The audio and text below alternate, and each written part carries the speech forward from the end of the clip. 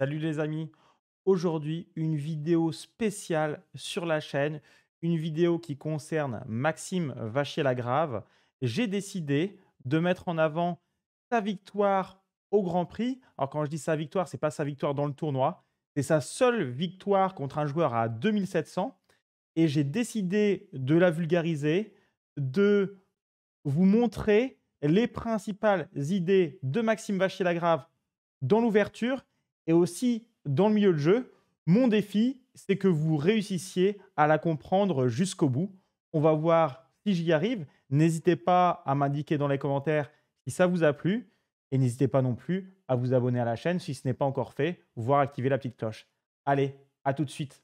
J'ai décidé en fait de vulgariser du Vachier-Lagrave et c'est pas forcément évident parce que dans cette partie de très haut niveau, MVL, il a joué les échecs comme il les aime, les échecs complexes. Et mon rôle aujourd'hui, ça va être de vous expliquer justement cette Sicilienne Najdorf. Alors bon, mais il y en a peut-être qui ne connaissent pas, hein. La Sicilienne, c'est assez connu. La Najdorf, c'est un peu plus spécifique. Comme MVL la joue très souvent, voire tout le temps, elle est un peu plus connue, mais on la déconseille en général aux joueurs amateurs parce que c'est un monstre de théorie, si vous voulez, MVL. Et la Najdorf, c'est une ouverture hyper théorique. Donc pour démarrer, c'est pas forcément l'ouverture que je conseillerais. Voilà.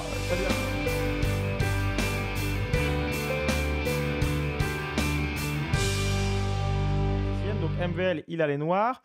Il joue contre près de queue, hein, je vous l'ai dit. Donc grand maître, quasiment 2700. Et on est parti. E4, C5. Donc sicilienne, ok, pas de souci. Idée, pion de l'aile contre pion du centre. Si à un moment, les blancs poussent D4. Ok, pas de souci. Cavalier F3, D6. Il y a plusieurs siciliennes. On peut jouer cavalier C6, on peut jouer D6, on peut jouer E6. On peut jouer d'autres coups, mais ils sont plus marginaux. Voilà les trois grands coups dans cette position. Ok, D6, D4. Et là, on est dans la vraie sicilienne. Coup hyper important, c'est prendre des pion de l'aile contre pion du centre. C'est l'idée des noirs. Et maintenant, les noirs ont une majorité centrale contre un seul pion blanc. Cependant, pour l'instant, on peut dire que les pions noirs ne s'expriment pas trop. Donc la majorité centrale n'est pas encore active, si vous le voyez ici. Hein, c'est clair, je pense. Donc, qu'est-ce que je fais maintenant dans cette position? Évidemment, je balance un cavalier F6. C'est très important, ce coup-là, il est caractéristique d'ailleurs des Siennes Dragon et Najdorf. Je mets pression sur le pion E4. Ça a une incidence sur la position. Le cavalier blanc va venir en C3. C'est le coup classique. Pourquoi c'est important de faire venir le cavalier en C3 pour qu'il protège son pion? Puisque sinon, si on avait fait un coup un peu plus neutre, qui ne menaçait rien, déjà je fais un coup piquant et vous savez que j'aime bien les coups piquants. Déjà, je sors un des cavaliers. Souvent, il faut sortir les cavaliers en premier. Et en plus, je prépare le petit roc puisque je sors une pièce du côté petit roc. Donc le coup cavalier F6 est pour moi archi normal. Il respecte plusieurs principes généraux, plusieurs principes basiques. Dans cette situation, en fait, il y a ce qu'on appelle l'étau de Maroczy, qui est une des meilleures structures à connaître qu'on la sienne. C'est le fait d'avoir les pions en C4, E4, le cavalier en D4 et le cavalier en C3 derrière. Ça, c'est top. Pourquoi c'est top pour les blancs? Parce qu'ils contrôlent vraiment bien avec le pion C4 le centre et ça empêche les noirs de pousser en D5. Donc c'est vraiment le top du top de jouer cavalier F6, c'est hyper important. Cavalier C3. Et là, il y a plusieurs Siciliennes, les Siciliennes dites classiques avec cavalier C6, les structures de Chauvening avec E6 directement. A6, on va le voir, c'est le coup de Maxime Vachier-Lagrave, la Najdorf. Et sinon, on peut voir du G6. G6 sont tous les Siennes Dragon, une des ouvertures les plus agressives aujourd'hui. Mais c'est passé de mode actuellement. Beaucoup de joueurs pro de très haut niveau jouent la Najdorf parce que c'est une ouverture très intéressante pour jouer pour le gain. Maxime Vachier-Lagrave, il aime bien la bagarre.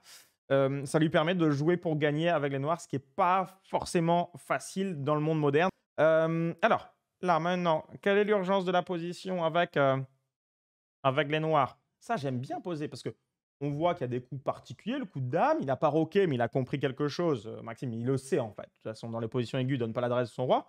Maintenant, l'urgence de la position, ça marche bien. C'est la question que j'adore poser. Quelle est l'urgence de la position? Alors, dites-moi ici, quelle est l'urgence de la position? Si vous comprenez les échecs, vous devez verbaliser. Voilà. on arrête tout de suite de penser à des coups, on verbalise. Quelle est l'urgence de la position? Comme ça, vous aurez des coups candidats et des bons coups candidats.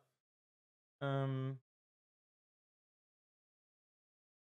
eh oui, le quart d'heure bordelais, c'est pas mal. On m'avait parlé du quart d'heure guadeloupéen quand, j'avais démarré la magnifique, championnat de la Guadeloupe, la coupe de la Guadeloupe et ça avait démarré avec 3 heures de retard, je crois, le quart d'heure guadeloupéen. Développement des pièces noires, regardez, je préfère la alors, Lilio, je vais t'embêter parce que Lilio, il répond quasiment toujours bon. Tu m'as dit: «Développer le cavalier». Moi, je préfère la réponse d'XP Gym, qui est de dire: «Le fou B3, ça se fait ou pas?» Alors B3, c'est là. C'est bizarre le fou B3. Je sais pas ce que tu as voulu dire, NWF. Ça se alors, le fou C4 et fou B3, ça se fait dans la Sozin Velimirovic, mais je pense pas que tu voulais me parler de ça. Je pense que tu voulais peut-être me parler de cavalier B3. Je sais pas, hein, j'imagine et il y avait le fou en l'air pour l'instant donc mais oui, ça se fera à terme, cavalier B3, ça peut se faire. Alors, Lilio, pourquoi je préfère la réponse de XP? Parce qu'XP, il me dit pas s'il veut, développer son cavalier ou son, fou. Voilà, cavalier B3. Ça se fait, hein, NWF, cavalier B3 sans souci. Mais pour l'instant, il rayonne un peu plus en D4 et il gêne un petit peu, si tu veux, le développement du cavalier en C6. Parce qu'il y a des astuces. Si je joue cavalier C6, qui est quand même la case la plus naturelle pour mon cavalier, en me disant, bah ok, je vais aller vers E5 et je titille le joli cavalier de mon adversaire. Déjà, je vais me prendre ça, ça, et voilà, rayon laser. J'ai pas surveillé les rayons laser. Enfin, si, maintenant, voilà, je vous le dis.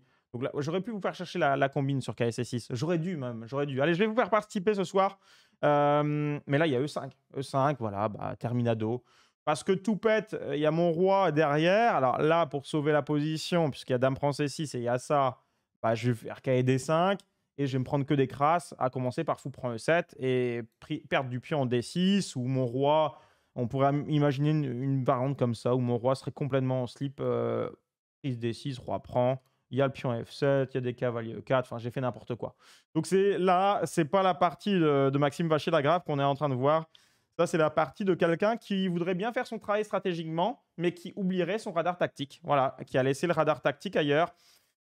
Il y aura peu d'opportunités tactiques dans une partie, mais si vous en ratez une ou que vous prenez une tactique, ben, vous faites banane, hein. Du coup, bah, il faut éviter cela. Il faut être concentré tout le temps. Du coup, je préfère dire, hop, il faut que je développe les deux. J'ai envie plutôt de développer mon cheval en C6. Donc, ben, ouais, j'y vais, mais je fais fou D7 d'abord. C'est l'idée de Maxime. Alors, est-ce qu'on pouvait jouer KB D7 dans cette position? Oui. Voilà. Si je joue fou D7, c'est pas facile, hein, cette position, parce que, honnêtement, je pense qu'on peut jouer deux coups. Ici, cavalier BD7, avec l'idée E5, C5, ou fou D7 avec l'idée cavalier C6. Fou D7, cavalier C6, je trouve que c'est plus harmonieux. Ça pense plus à toutes les pièces. Pour l'instant, ma pièce la plus débile, c'est le fou C8. Je parle comme ça, hein, les pièces bonnet d'âne. Donc, je joue fou D7 en premier, c'est classe. Après, il faut avoir prévu E5. Qu'est-ce qu'il avait prévu, Maxime, sur E5? Parce que c'est là qu'on voit qu'il est fou, Maxime. Il est fou. Parce que ça, c'est difficile déjà de base. Salut à toi, Canard Coureur. Merci de suivre la chaîne, c'est cool. Et là, il arrive à faire du jeu de folie, hein, ça, c'est sûr. Alors, on regarde et vous allez sûrement trouver. Là, c'est vraiment une grosse question, hein. Qu'est-ce qu'il avait prévu? Parce que forcément, il l'a calculé. Sinon, il n'a pas fait son travail. Il y avait un rayon laser. Forcément, il l'a calculé pendant la partie. Peut-être aussi que même sans calculer, c'est-à-dire que dans ses connaissances, il le savait déjà, je pense. Voilà. Simplement, le truc, c'est que, ouais, là, il avait la connaissance, très clairement. Je pense que pas laisser comme ça ferait trop mal. Et ça n'a jamais été joué. Pour l'instant, la partie était encore théorique. Donc, je pense que Maxime connaissait bien cette position, ou tout à fait correctement en tout cas. Parce que même si c'est une variante marginale, si vous voulez, bah, Maxime, il fait que des échecs et il a une mémoire phénoménale. Même si cette mémoire phénoménale est faillible, il s'est exprimé là-dessus en disant qu'il y a une telle arborescence, des fois avec des détails spécifiques, qui peut se tromper. Mais si beaucoup d'entre vous seraient contents de jouer les 10 premiers coups comme il l'a fait en pilote automatique, lui, Maxime, il peut aller jusqu'à 20, 25. C'est rare que ça aille au-delà de 25 coups, ça peut, dans des variantes très, très théoriques, mais 25 coups, c'est déjà pas mal. Des fois 30 coups, mais souvent ça se produit pas la prépa de 30 coups. Ça commence à faire beaucoup. Alors, est-ce que vous voyez ici pourquoi E5 déconne? Il y a un feeling normalement qui doit se créer, je pense, pour vous de votre côté et de vous dire: «Bah, ça va être quand même un peu bizarre». Un peu bizarre. Alors on va regarder tout ça ensemble. Ah, il connaît tout très bien, hein, NWF, Maxime, enfin, je veux dire, c'est le meilleur joueur. Enfin, je dis toujours le meilleur joueur français. Maintenant, il y a Alireza Firouzja, mais c'est plus, voilà, une naturalisation. Et du coup, avant, Alireza, il était iranien, c'est son pays d'origine. Et du coup, Maxime, oui, il connaît, bah, toutes les ouvertures et jusqu'à très loin. En tant que prof, en tant qu'enseignant, je dis souvent, je connais beaucoup d'ouvertures. Sauf que, je les connais pour mes élèves. Donc la profondeur, voilà, je vais m'arrêter à 10 coups, je vais avoir toutes les idées des ouvertures. Maxime, lui, bah, il a ses fétiches et sur ses fétiches, il les connaît avec une profondeur astronomique et c'est ce qu'il faudrait, mais pour ça, il faut être joueur actif. C'est le cas d'Étienne Bacrot et cetera, hein. Ils connaissent très bien aussi, mais voilà, Étienne Bacrot est plus en fin de carrière qu'en début et Maxime, lui, il bosse avec l'idée d'être, un jour champion du monde, hein. Il a été champion du monde de blitz. Bon, c'est super pour lui parce que ça lui a permis de communiquer, bah, ouais, voilà, sur sa petite personne, sur sa carrière, sur, son ambition de devenir, champion du monde un jour. Mais, être champion du monde de blitz, je suis très content pour lui. Mais le vrai titre, c'est le titre de Magnus Carlsen. C'est le titre, bah, que Nepo n'a pas réussi à gravir à Magnus et c'est voilà, c'est ça qui est important. Alors, est-ce que ça a été trouvé? Hem, Profondeur 20 à 25. T5. On enferme la dame. Salut Chess 525. Ouais, alors de toute façon, il y a une variante, caractéristique là, vous avez pas le choix. De toute façon D5 on peut pas, hein. D5 on peut pas, on perd ça. Cavalier D5 c'est dégueu. Bon, ça se voit de toute façon pourquoi ça va être dégueu. Bah, il y aura du fou prend E7 et je suis plié en 2 parce que si je reprends du roi, mon roi est en slip. Si je reprends du cavalier, je perds D6 en force, donc ça va pas. Donc il y a une petite astuce, il l'avait vu. Et Néandertal Lila. Et peut-être que Lilio qui a mis D5, il voulait mettre D prend E, parce que tu as fait une faute de frappe, donc peut-être que tu voulais mettre DE, je sais pas. Ça me paraît étonnant. Euh, et Dame prend pour Manu qui se fait avoir, parce qu'après Dame prend B7, on va se faire bananer, non Manu? On va voir. Manu va nous donner son calcul, mais je suis un petit peu étonné. Dame prend E5, Dame B7, c'est quoi? Ouais. Puzzle Blogger, DE, bravo. Bravo à toi. Ouais, le rayon laser fait mal, hein. Donc en fait, Maxime, il avait prévu, mais c'est là que c'est fort. D prend E, Dame B7, voilà. E D4. Il faut se refaire si vous voulez. Il sait qu'il va paumer sa tour. Et il a vu très certainement cette position jusque-là, où il fait petit roc.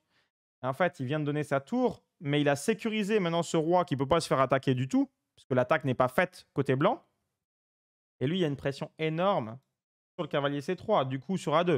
Et il y en a. Est-ce que dans la salle, est-ce que dans le stream, il y a quelqu'un qui veut prendre en D4, qui veut gloutonner ce bon pion D4? Est-ce qu'il y a quelqu'un qui veut y aller? Ouais, on enferme la dame. Alors, ouais, même, ouais, j'ai envie de dire oui à l'enfermement de dame, et même de toute façon, il y a rayon laser. Donc, même sans calculer, quasiment ici, après cavalier C6, je prends la tour, quoi. Voilà, donc du coup, voilà. Voilà, c'est tranquille, hein, franchement, ça va, rien de difficile. Je pense que tout le monde a capté ici. Eh ben, bienvenue, Kta. C'est cool que tu rejoignes la team. Merci à toi. Alors, ok, on a tous compris ça en fait, hein. Donc la petite astuce par rapport à la vente de tout à l'heure, on avait joué KSC6, dans la vente fou D7, c'est qu'on réussit à trouver du jeu et on carotte le cavalier D4. Voilà, donc sacrifice de qualité positionnelle dans cette partie. Bon, bien sûr, l'adversaire, peut-être que je pense qu'il connaissait aussi la position. Il n'était pas inquiet du tout. Et merci Puzzle Blogger aussi de suivre la chaîne, cool. Fou C4, Fou C4, et ben cavalier C6, on l'avait dit. et on avait dit qu'on respectait l'urgence de la position. Coup B3 a été joué, voilà. Et là, Maxime a joué un coup que j'aime bien. De toute façon, je prends pas de risque en disant ça, hein. Vous regardez la partie de Maxime, une partie gagnée généralement. Là, la partie, j'ai pas passé, on pourra le faire, on le fait souvent sur la chaîne, vous savez, on va voir la précision sur Chesscom de la partie. Mais je pense que pour une partie aiguë, c'est beaucoup plus difficile d'avoir une très forte précision Chesscom. Et ben là, je pense, j'ai pas été voir, hein, donc il sera entre 95 et 100. Donc c'est une partie très très qualitative.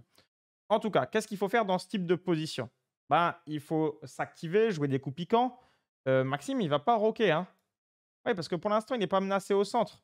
Mais il faut faire gaffe quand même, hein. Ça veut dire qu'il ziote tout le temps s'il n'y a pas un problème au centre. Ça peut toujours s'ouvrir. On a vu les E5, les carottes et tout ça. Là, de base, il y a deux choses. C'est restriction, amélioration. Si vous ne savez pas quoi faire dans une position, là, vous savez peut-être quoi faire d'ailleurs, mais restriction, amélioration. Là, il a eu envie d'enlever le fou qui met toute la pression. Et il lui propose un échange malhonnête à son adversaire, et il a fait H6. Ça, c'est un coup relativement simple, puisque il attend l'éventuel fou prend F6. Fou prend F6 serait ici une catastrophe positionnelle, hein. On peut quand même le regarder, ce coup fou prend F6. On pourrait d'ailleurs mettre la variante, si vous voulez, avec fou prend F6. J'aimerais bien voir ça. Avec cavalier prend C6, pour vous montrer, pour illustrer quelque chose. Fou prend C6 et tour prend D6. Voilà typiquement voilà, ce qui pouvait arriver. Et Maxime, on voit encore un pion de donné potentiellement. Déjà, ce n'est pas un pion, c'est un demi-pion, puisque les noirs obtiendraient la paire de fous. Dans cette position caractéristique aux échecs, qu'est-ce qu'il faut regarder pour la comprendre en un clin d'œil, cette position? Est-ce que vous savez ce qu'il faut regarder dans une position comme celle-là? On a sacrifié un pion.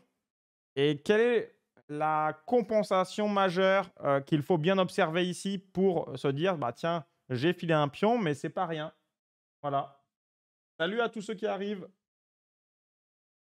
Le roi. Alors, le roi, c'est le critère numéro 1, Serge. Donc, c'est déjà très bien de regarder le roi. Ici, le roi blanc, il est en relative sécurité quand même. Tout comme le roi noir qui peut roquer en un coup. Donc, ça, c'est la chose la plus importante à regarder en priorité, mais pas dans cette position. Dans cette position, je vais le regarder aussi, Serge, comme tu l'as fait, mais il va falloir que je passe à autre chose parce que les rois sont en sécurité, donc c'est pas ça que j'ai comme compensation. L'activité des pièces. Oui, l'activité des pièces, je suis d'accord avec toi, Rezan. Maintenant, ce que j'aurais aimé entendre ici, c'est quelqu'un qui me dit il y a un déséquilibre majeur, c'est la paire de fous contre fou cavalier. Dans ce cas-là, vous devez regarder le jeu de couleurs. Le jeu de couleurs, c'est quoi? Il y a un fou noir absent. Ah, pour ta partie d'hier, Chess 525, le récap de ta semaine. C'est le récap de la semaine et c'est aussi votre récap, hein, je vous le rappelle.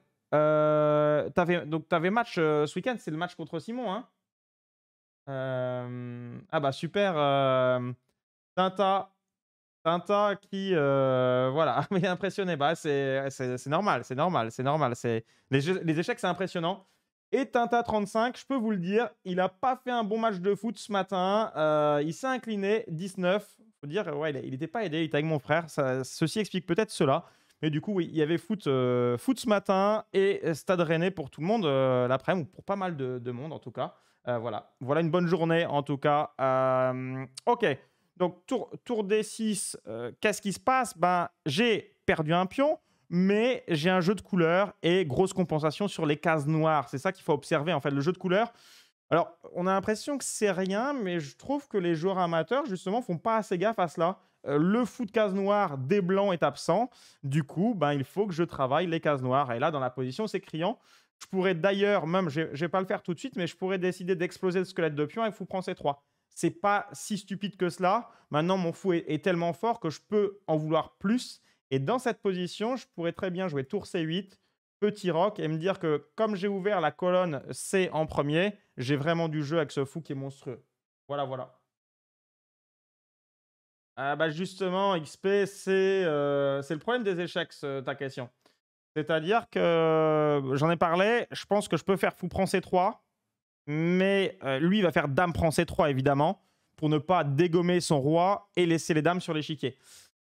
Ouais, ça, c'est sûr. Donc, j'ai pas envie d'aller en finale nécessairement dans ce genre de position. Voilà, remarque, avec la perte du pion E4, ça peut peut-être se faire.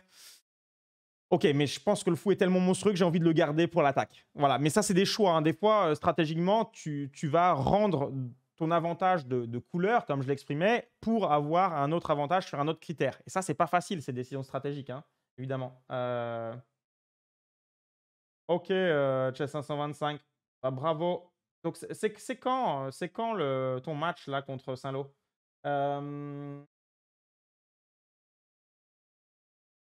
Ah oui, oui, oui, décompresse bien. Ouais, en Bretagne, on sait faire la fête. D'ailleurs, ce matin, pour le foot, on n'était pas hyper chaud au début, hein. Je peux te dire que bah, le dimanche matin, il y avait le samedi soir qui était passé par là. Et du coup, ça peut être dur. Et Eliphas, j'ai pas compris ce que tu voulais dire. Ok, bon, ça on a compris. En tout cas, l'histoire. Ouais, tu récupères le pion. Non, mais c'est sûr, mais c'est pas si clair, je peux te dire, XP.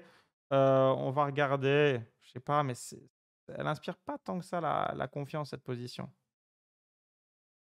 J'ai l'impression que tu vois, tu veux faire fou prend E4. Est-ce que j'ai le droit de faire fou prend E6? En fait, c'est ça qui est chaud, XP, dans cette position. Fou prend E6, c'est hyper tendu, j'arrive pas à évaluer, mais c'est le bordel. Et j'avais une position que je maîtrisais tout à l'heure. Ah, vous voyez la petite carotte, hein, je surveille activement, FE tour E. Et sur roi E7, je peux juste enlever ma tour en attaquant le fou. Bref, je pense qu'on va faire nul cette position, c'est assez compliqué. Il n'y avait pas besoin de se précipiter avec les noirs, avec un fou rayonnant. Bon, de toute façon, je vais revenir sur la partie puisque ça ne s'est pas produit. Et l'adversaire a fort logiquement gardé le fou. Bah, pas de souci. Fou E3, cavalier E5. Ah oui, cavalier E5. Pour moi, c'était même le coup que vous pouviez avoir envie de jouer au coup précédent. Cavalier E5 avec l'attaque à tempo sur la dame. Et généralement, dans les plans connus de Sicilienne, on vise cavalier C4 ou cavalier G4. Cavalier G4, c'est pour embêter le fou de case noire et le prendre. Et c'est surtout cavalier C4 pour ramener du monde à la fête sur le roi blanc, forcément. Logique. Logique, logique. Non, mais bien sûr, Chess 525. Dès que le Discord va s'ouvrir, et je vous rappelle qu'il va s'ouvrir le Discord cette semaine. C'est pas moi qui m'en occupe, hein, vous vous doutez bien, vu mon niveau technique, hein. Je suis arrivé 10 minutes en retard ce soir par manque de technique ou. Ouais, enfin bref, je vais pas m'épancher là-dessus, hein, vous me connaissez. Mais oui, l'idée, quand vous faites des parties, maintenant, vous pourrez les envoyer sur le Discord pour qu'on puisse les analyser. Il y a Andy Chess qui l'a déjà fait via Facebook, mais dès que le Discord est en place, le but c'est qu'on passe par ce canal par un canal d'ailleurs défini, pour cela, pour le récap. Je vous rappelle qu'il y aura 45 minutes sur l'actualité de la semaine avec Maxime Vachier-Lagrave, ce qui peut se passer dans le monde échiquien à haut niveau. Et après, 45 minutes sur vos parties. Et ce soir, je finirai plutôt par des parties pédagogiques. Et on se fera un petit quelque chose de vraiment, vraiment marrant et à double tranchant pour ma part, pour moi. J'espère que ça va bien se passer, mais je vais prendre un petit risque ce soir devant vous. Mais ça va bien faire rigoler, quoi qu'il arrive, les gens. Donc, on en reparle en fin de stream. Du coup, ok, là, j'ai expliqué les plans avec ce cavalier. Dame E2, normal, il ne va pas le laisser. Et puis, contre la case C4, toujours. Tour C8, pour moi, hyper logique aussi. Création du rayon laser. Voilà. Et il y a quelque chose de thématique dans ces positions. Souvent, on retrouve le claque en C3. C'est un des sacrifices les plus thématiques aux échecs. Je pense que Maxime Vachier-Lagrave, il le connaît. Pour défoncer le squelette de pion, et en plus, on peut raser le pion E4. Du coup, sur roi B1, dites-moi pourquoi Maxime Vachier-Lagrave, qui connaît hyper bien ce thème, ne l'a pas fait. Voilà. Pourquoi il ne l'a pas fait? Tour prend C3. Ah, ouais, Rezan, tu te demandes ce que je vais faire, hein. Vous inquiétez pas, je vais garder mon pull, hein. Je vous rappelle que sur Twitch, il n'y a pas le droit de se mettre torse nu, donc ne vous inquiétez pas. Ça va faire rigoler tout le monde, hein, petits et grands. Et oui, Emmanuel, on connaît bien le lever de coude. Et il faut pas trop abuser parce qu'après, il y a le bad aussi, Emmanuel, pour toi. Et toi, tu joues très bien au badminton. Moi, à la limite, vu le niveau auquel je joue, j'aurais le droit à un petit excès, de prendre une petite mousse, etc. Mais toi, tu peux pas. Toi, tu peux pas. C'est sûr que tu peux pas, hein. Franchement, ça se bastonne. Puis moi, je ne le fais même pas, hein. Je fais bien après les matchs de bad. Du coup, au roi B1, est-ce que quelqu'un a trouvé pourquoi vous faites tour prend C3 Vous faites pas tour prend C3, les amis? Ah, The Dialbi, ça, je suis pas assez bon. Maintenant, je regarde beaucoup de stream échecs, chose que je ne faisais pas avant de me lancer sur Twitch, hein, pour être tout à fait franc avec vous. Mais c'est un support qui est hyper intéressant. Donc on y va, on fait tour français ou pas? On y va? Mais je vous ai dit, c'est bizarre quand même. Si je peux faire tour français, bah, Maxime, il n'a pas vu tour français 3, je vous l'ai dit, il n'a pas joué. Étonnant quand même, hein. Tour prend cavalier, c'est le coup du professionnel normalement.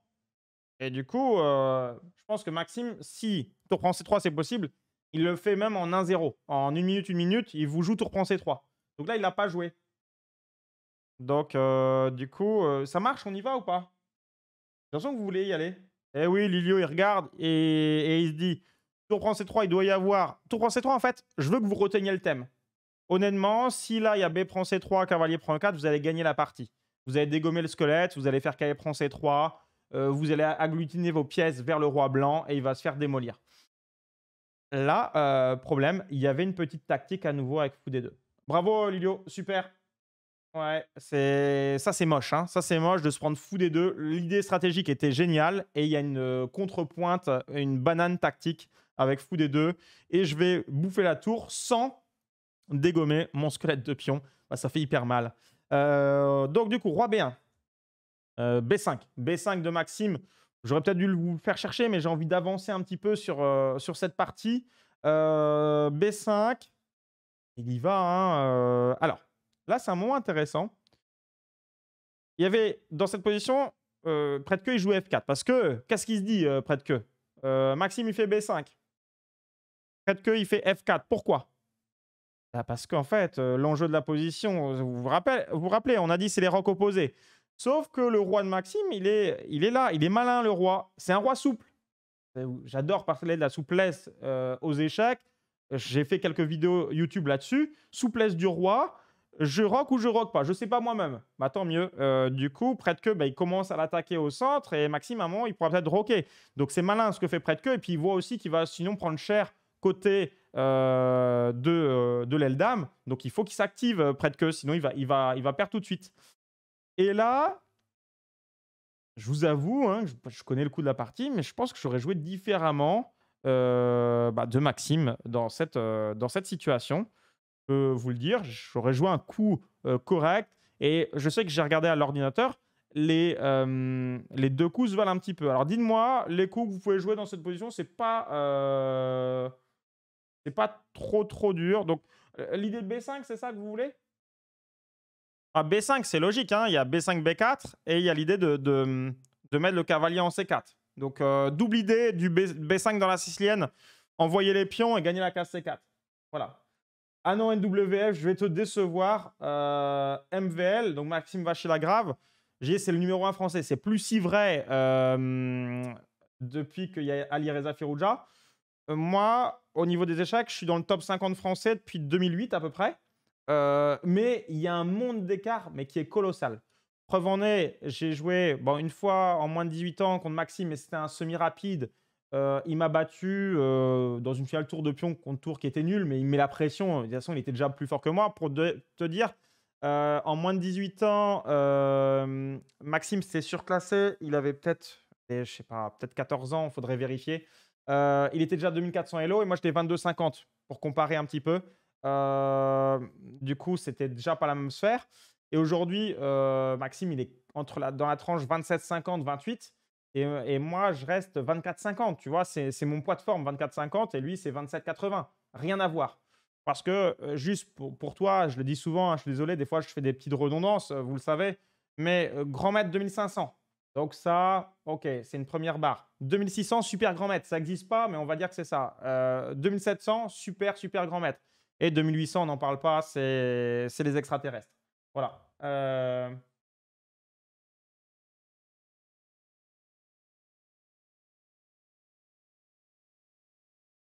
Si on met le cheval, on ferme la position. J'ai pas compris ce que tu voulais dire. Salut à toi, Vinto, en tout cas.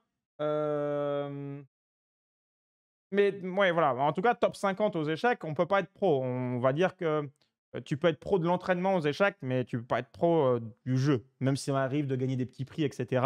Et d'être payé pour la division 1 aux échecs. Ça, ok. Du coup, dans cette situation, ouais, 2800, c'est Magnus et plus encore, hein. Enfin, je veux dire, c'est Magnus, c'est juste stratosphérique. Mais ils sont peu à avoir dépassé en fait les 2800 aux échecs depuis le début du jeu, on va dire ça comme ça. Alors, les idées ici dans cette position. Cavalier G4, joué par Maxime, un chantage au fou. Chantage au fou. Et il y a double menace puisque je menace la paire de fous. Mais quand Maxime il a joué B5, on avait dit que c'était pour la case C4, c'est vrai, mais il y a B4 aussi qui menace et le cavalier n'a plus de case. Donc ça peut vraiment faire mal. Voilà. Donc cavalier G4, E5 de près de queue.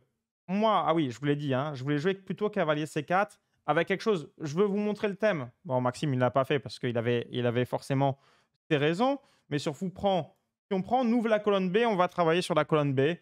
Ça se ferait bien aussi, cette position serait tout à fait correcte aussi. Mais cavalier G4, bah, c'est encore plus méchant parce qu'il laisse la possibilité B4 et fou E3. Donc le coup de Maxime est sans doute objectivement encore plus fort. Et près de queue, il a vu qu'il allait soit perdre sa paire de fous, il n'a pas envie de faire dans cette position, ou son cavalier. Ça, c'est encore pire. Donc là, il joue déjà un coup qui me laisse à penser qu'il se trouvait moins bien. Et il tend le tout pour le tout avec E5.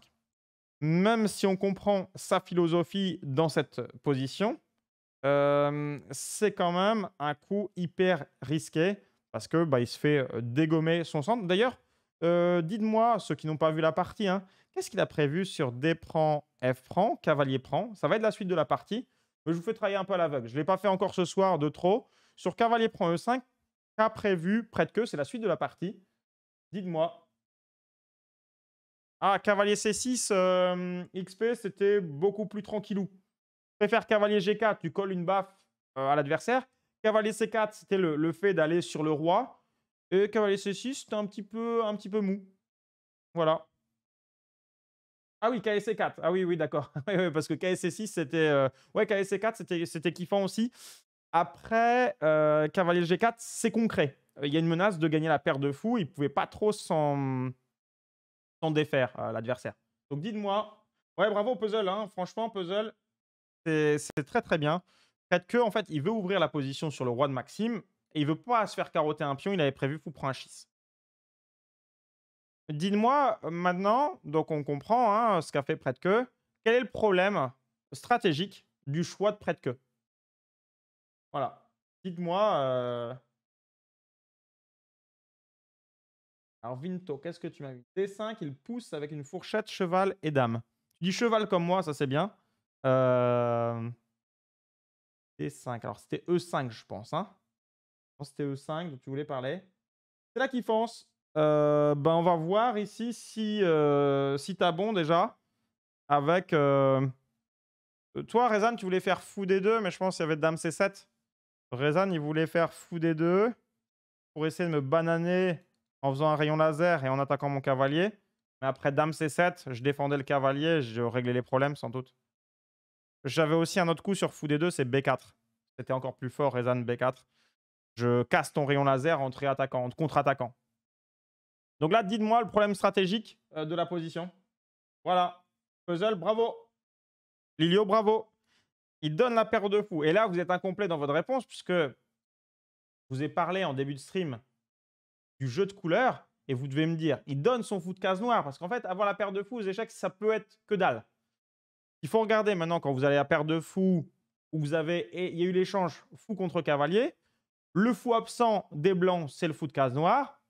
Et est-ce que vous avez profité des cases noires? En plus, près de queue, en faisant ça, il a carrément ouvert les cases noires. Mon fou peut s'exprimer.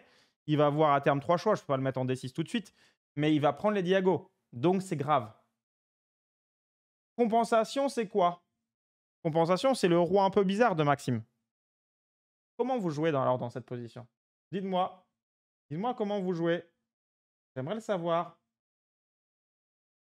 Ouais, il donne la paire de fous en développant la dernière pièce. Ouais, c'est exactement ça. Stratégiquement, il faut avoir la paire de fous. En règle générale, puzzle, oui. Il y a toujours des contre-exemples. Dans une position très fermée, on dit que les cavaliers s'expriment mieux parce qu'ils sortent derrière, ils sautent par-dessus les chaînes de pions. Mais c'est basique de dire ça. Il faut après étudier au cas par cas. Il y a des contre-exemples, évidemment. Mais là, ben, on comprend que ça ne va pas trop pour les blancs. Maintenant, le concept, ouais, bah, le nul près de que il joue, hein. Franchement, on ferait pas tant que ça le malin. Proposer l'échange Eliphaz, peut-être que tu as raison. Non, tous les en fait, la Norvège, c'est pas NWF, un grand pays d'échecs, hein. Il y a juste un extraterrestre. Alors, il y a quelques grands maîtres, hein, je suis un peu dur. Maintenant, ça le devient parce que sur la TV nationale, maintenant, quand Magnus joue, bah, la TV nationale retransmet, hein, ça rigole plus. Mais Magnus, c'est juste un électron libre. Il a appris à jouer aux échecs avec son papa. Ils ont fait le tour du monde assez vite quand ils ont compris qu'ils ont mis des moyens derrière Magnus déjà très jeune. Et Magnus adhérait et avait une capacité de travail redoutable, capacité calculatoire, etc. Et du coup, bah, il a été mis sur orbite avec l'aide de ses parents, évidemment. Ils avaient une mobilité européenne, hein. Ils sont allés faire un tour d'Europe pour apprendre à bien jouer aux échecs. Et après, Magnus, il est devenu aussi fort qu'on le connaît. Effectivement, ici, il y en a qui ont compris, c'est Dame C7 le bon coup, puisqu'il y avait Eliphaz qui proposait l'échange de dames. Forcément, vous avez un roi dégueu. Le meilleur coup, c'est de proposer l'échange des dames. C'est l'urgence, surtout que ma dame en A5, elle est bête maintenant. Avant, j'avais B4, j'ai plus. Donc, qu'est-ce qu'elle fait là? Non, ça va pas. Tour G6 de Lilio, logique et chaud. C'est-à-dire que déjà, Maxime, je suis sûr qu'il commençait à regarder. Je ne sais pas juger ça.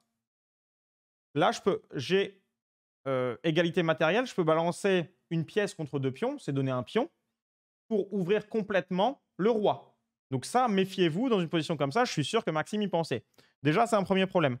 En plus, Lilio, dans le même registre, si tu joues tour G6, tu me donnes envie de jouer peut-être H5, avec l'idée H6.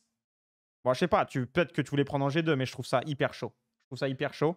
H6, avec l'idée H7, H8, bon, tu vas me bouffer, et tu reprends, et ok, j'ai filé un pion, mais là, le roi est de plus en plus faible, c'est hyper tendu. J'aime pas. Il y a cavalier en l'air, ouah, c'est... Puis il y a toujours mes histoires de prise aussi.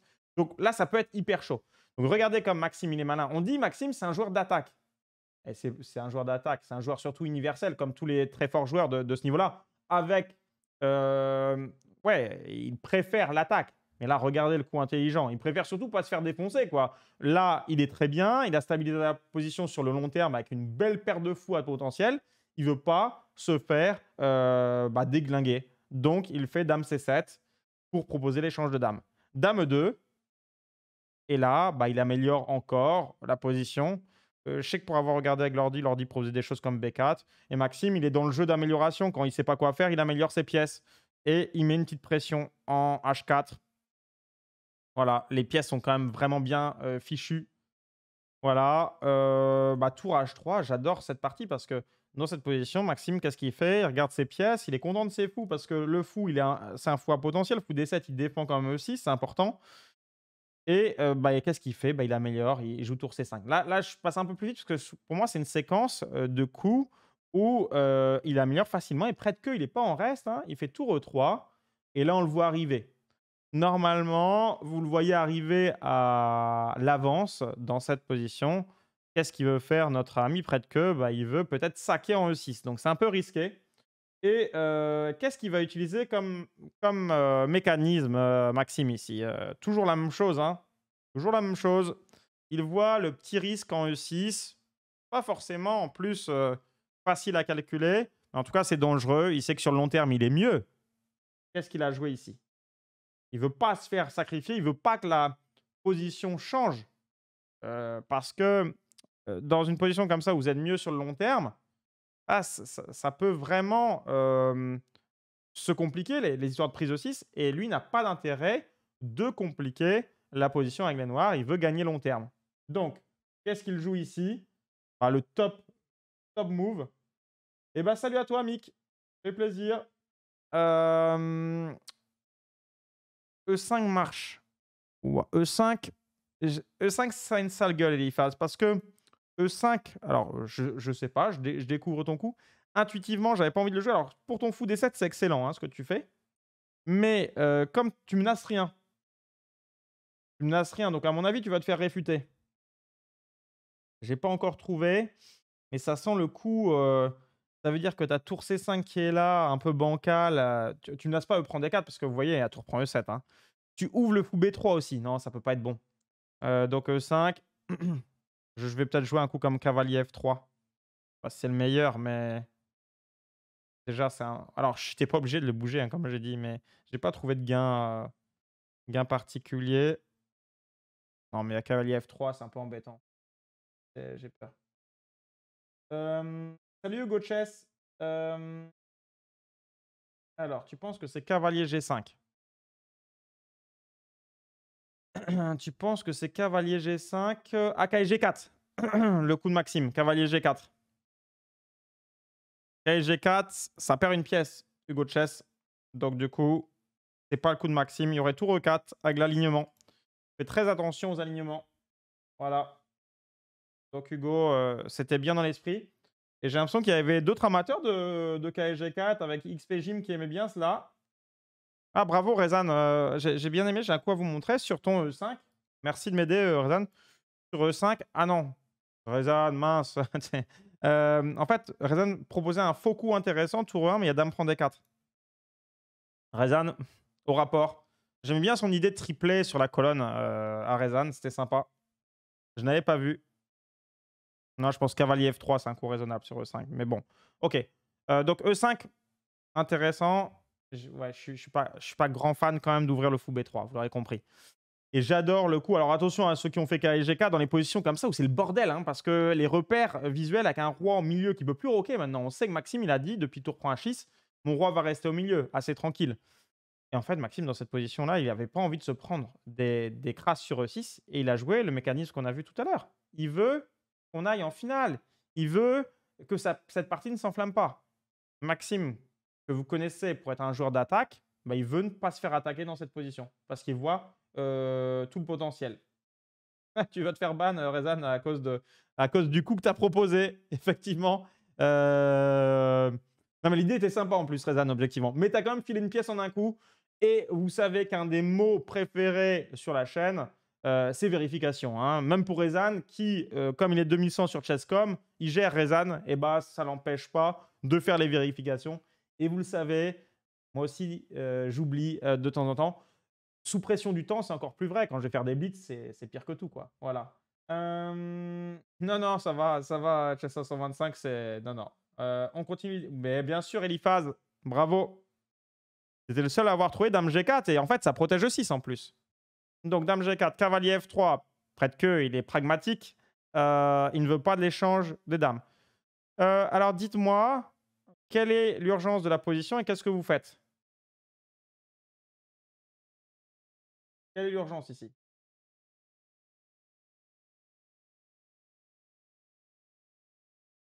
Allez, Mick, t'étais au foot. T'étais au foot. Et ben moi aussi, mais au stade de Rennes, de la route de Lorient, ou le Roison Park, quoi, on va dire. Voilà. Alors, du coup, 600 secondes, c'est pas grand-chose dans une vie. Qu'est-ce que vous jouez ici? Quelle est l'urgence de la position? Ah, vous savez pas trop. Bah, dans ce cas-là, améliorez vos pièces. Améliorez vos pièces. Vraiment, vraiment de belles choses à faire. Et Hugo Chess, bah, il y a des fouteux dans le chat. Et sachez, hein, comme j'ai déjà dit, je pense que c'est sûr que j'aurais adoré faire du foot à la place des échecs. Cependant, j'étais asthmatique. Et du coup, ben, j'ai pas fait de foot, j'ai fait des échecs. Là, je suis pas si malheureux. Maintenant, je fais du foot du dimanche avec les copains, c'est très bien. Des petits soccer de temps en temps aussi, avec une petite team. Et ça me va très bien.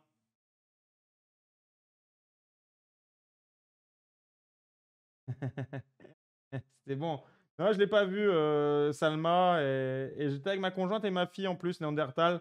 Donc même s'il avait été là, je me serais peut-être abstenu. Voilà. Heu, salut Chester. Du coup, bravo player. Player, grande classe, tu as trouvé le coup de MVL. Par contre, tu m'as pas dit quelle était l'urgence de la position. Bah, améliorer les pièces, toujours améliorer, les pièces. Ah, c'est normal en fait, améliorer les pièces, améliorer les pièces, améliorer les pièces. La pièce la plus débile de la position de Maxime, bah, il l'a détecté. Le fou E7, c'est un fou à potentiel. Le KF6, c'est pas mal. La tour H6 met pression. Son fou D7, c'est vraiment une pièce qui est stupide. Fou C6 direct. Non, mais là peut-être que près de cœur, pour moi, il rate le coche. Mais je pense qu'ils avaient analysé cette position profondément. Là, il y a un coup qui me donne envie, qui n'a pas été joué. Et en plus, on menace le cavalier, le pion. Enfin, fou prend F3, prise du pion peut-être à tout moment. C'est quoi le coup thématique que vous avez envie de jouer ici? A6 n'est pas jouable. Ah, les cases, je vais vous travailler les cases.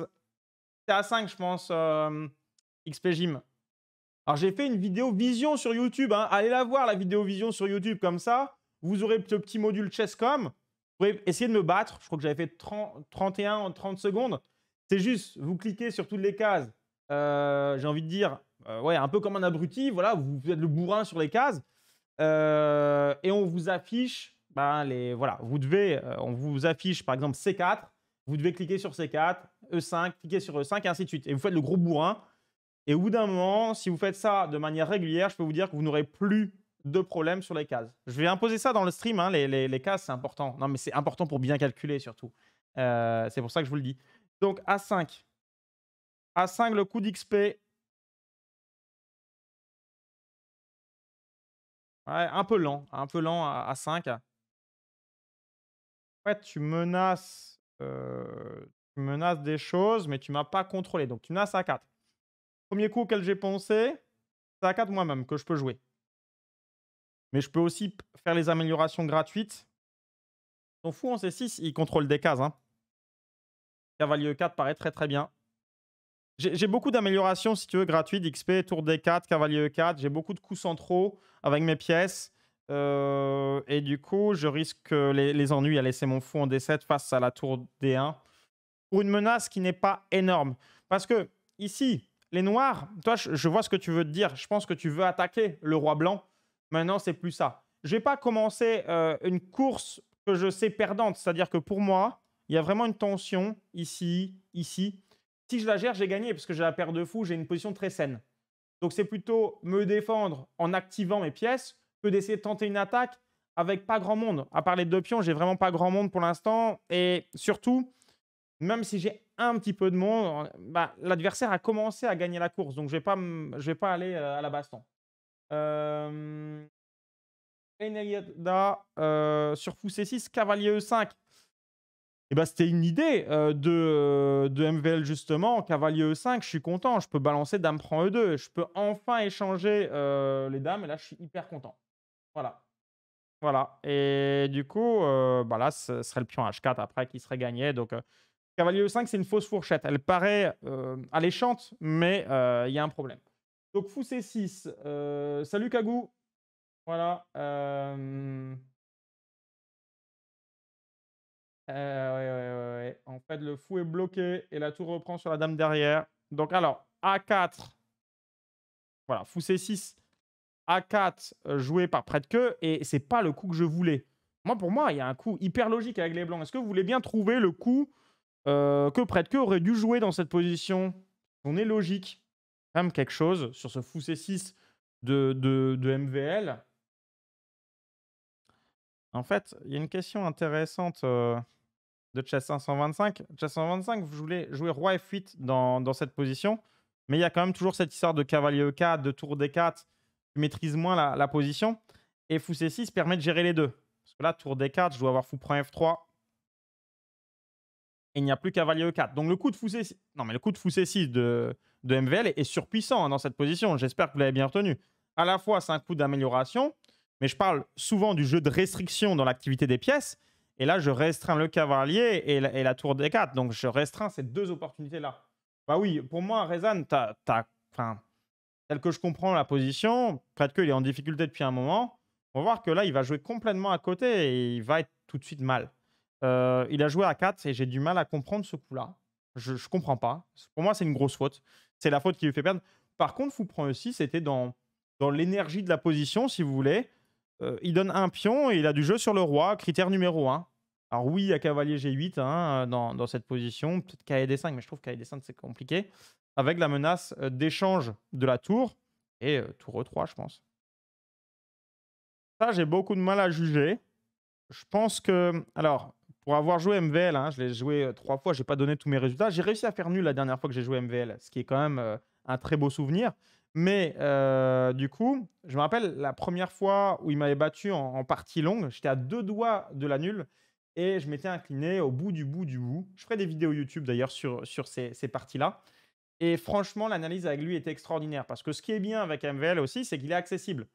Donc, alors oui, et puis là, il avait gagné, donc il a analysé, mais l'année suivante, il a fait nul contre Terrieux, ce qui n'est pas vraiment une performance pour MVL.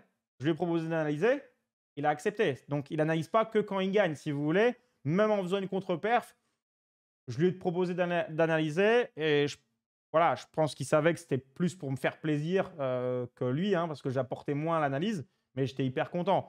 Donc, ça, c'est vraiment intéressant. Et il m'avait un peu choqué, MVL, lors de l'analyse. Déjà, ça allait très vite, mais c'était pas ça le plus choquant. C'est qu'il me disait pas mal, bah là, dans cette position, je sais pas. Et il le disait parce que c'est une partie aiguë, hein, évidemment, c'était du MVL. Il savait pas, mais bon, aux échecs, des fois, bah, il faut jouer quand même. Donc, du coup, quand sa décision, il avait quand même une intuition par rapport à la position, mais il n'était pas sûr à 100%. Parce que des fois, les échecs, c'est abstrait. C'est comme cette position-là, on vient de saquer une pièce bon, pour 2 pions. Est-ce qu'on a assez sur le roi? Bah, ça sent bon, mais on ne peut pas être sûr à 100%. C'est une position dite pratique. On n'a pas les vals de l'ordi dans ce genre de position. Mais en tout cas, cette position, elle ressemblait à quelque chose. Elle était dans l'état d'esprit de la position, du fait que les blancs doivent se manier, sinon ils vont perdre sur le long terme. Et je pense que MVL n'était pas sûr de cette position, mais il avait l'intime conviction de voir que ça tenait, qu'il avait la paire de fous, etc. Mais c'était extrêmement dur à juger. Et voilà, bah, c'est vraiment très très joli ce moment-là. Du coup, alors, Vinto, oui. Les joueurs d'échecs sont payés quand on joue en division 1, on est tous payés et selon les niveaux, on n'est pas payé pareil. Ça va de 200-300 € pour des joueurs comme moi, de mon profil. Donc, ça veut dire maîtres internationaux. En division 1, je parle, hein, mais c'est un peu pareil en division 2 et après, il n'y a plus de joueurs payés dans les autres divisions, ça reste les échecs. Et plusieurs milliers d'euros vraiment pour les grands cracks. Voilà, c'est du coup pour MVL par exemple. Après, ça dépend des contrats, si c'est le club de toujours, etc. En France, pour te dire toute la vérité aussi, il y a une règle qui oblige d'avoir la moitié de l'équipe qui doit être française, avec des joueurs français. Donc, un maître de mon profil va être un peu mieux payé qu'un joueur étranger.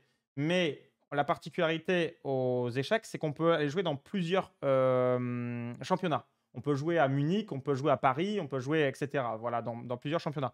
Donc, j'aurai la même problématique. Si je vais dans un autre championnat, je serai moins bien payé, etc. Donc, ça s'équilibre sur le fond. Et après, il y a aussi, ça, c'est les championnats, mais il y a toutes les primes en tournoi. Et ça, c'est un registre différent. Il y a des gros tournois avec des beaux prix. Et généralement, bah, c'est les grands cracks qui les gagnent. Sinon, il y a des tournois un peu plus régionaux avec 1000-1 500 € à la gagne. Et là, il y a quelques joueurs entre 24,50 et 25,50 qui viennent se bastonner pour les premiers prix, quoi. C'est souvent pas une vie à envier. Donc voilà, pour moi, près de queue, il aurait dû jouer comme ça. On comprend pas trop ce qu'il veut faire avec A4. Mais en fait, voilà, je sais pas, c'est pas trop l'urgence de la position de jouer à 4. Et là, Maxime, il a joué un coup qui va montrer qu'il n'était pas si serein à l'idée de fou prend aussi, je pense. Enfin, c'est comme ça que j'interprète les choses. Et il a joué le meilleur coup dans cette position. Allez, régalez-moi, là, il y avait vraiment un coup important.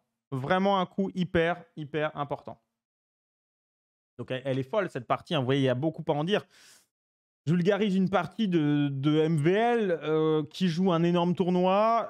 Il n'est pas là pour décorer. Et puis, il a un adversaire à quasiment 2700 en partie officielle. Ne confondez pas d'ailleurs le Hello officiel et le Hello Chesscom ou le Hello Lichess, hein. Je veux dire, ça n'a rien à voir. Preuve en est là, oui, là, en fourchette haute, je suis quasiment 2700 sur Chesscom et 24,50 en vrai.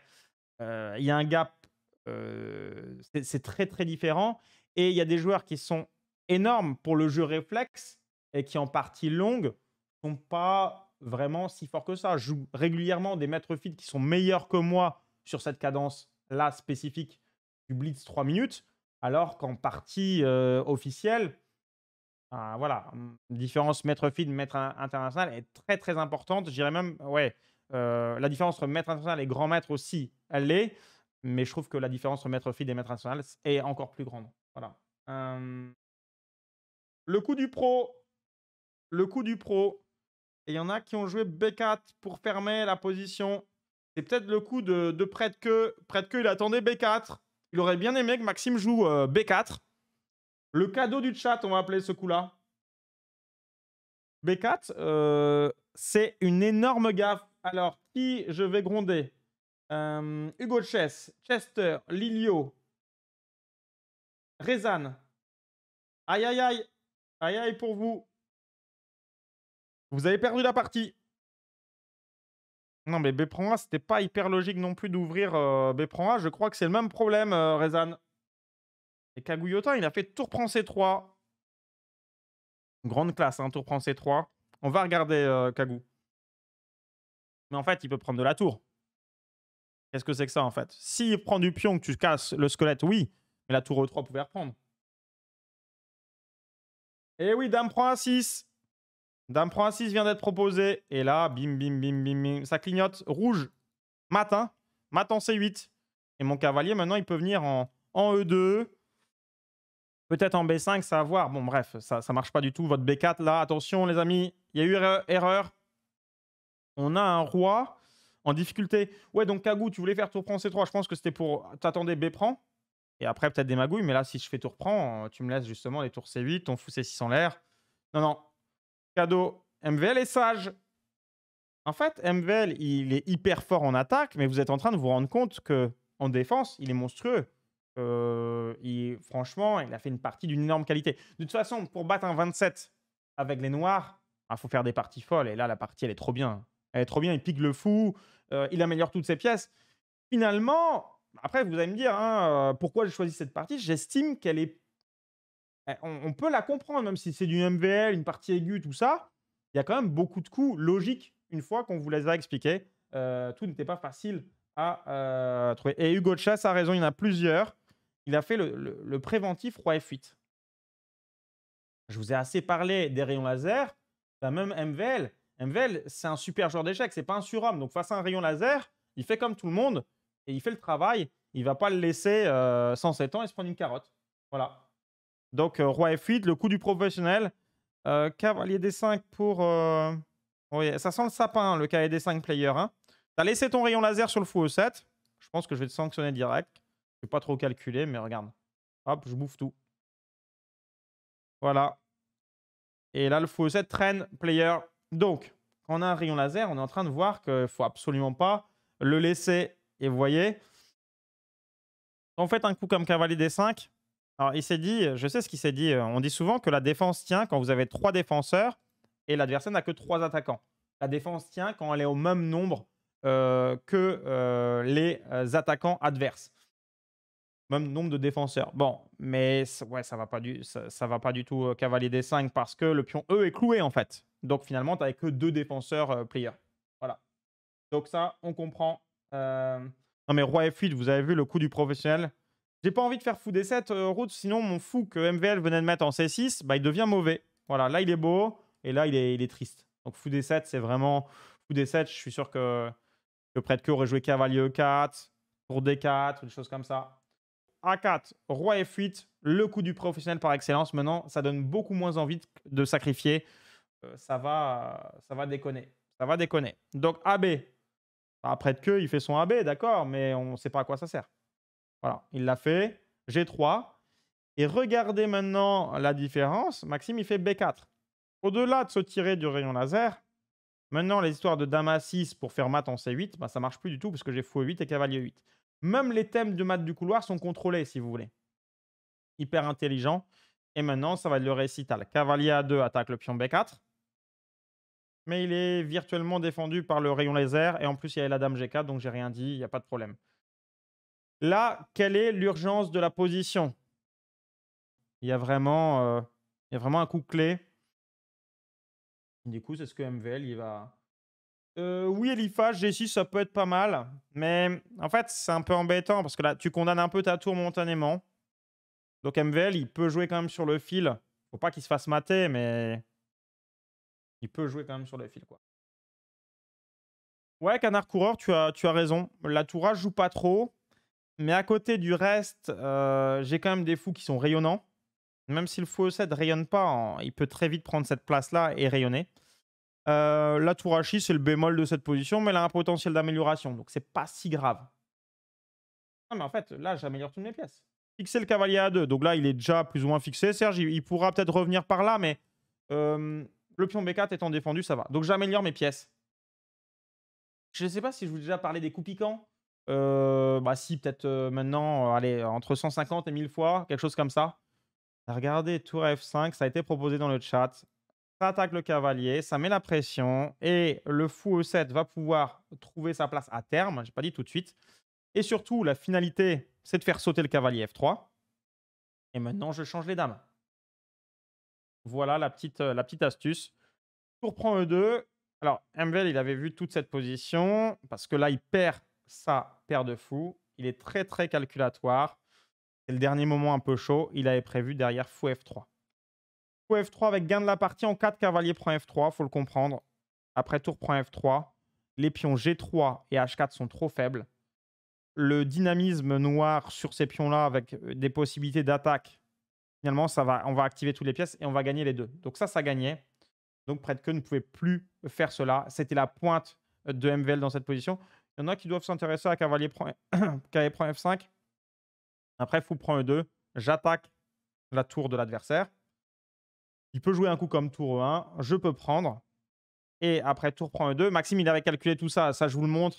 Maintenant, c'est encore perdu puisque ces pions-là tombent. Vous voyez, cavalier E4 et fou D6 qui arrive. C'est perdu puisque une fois que je gratte G3, le pion F, c'est un TGV.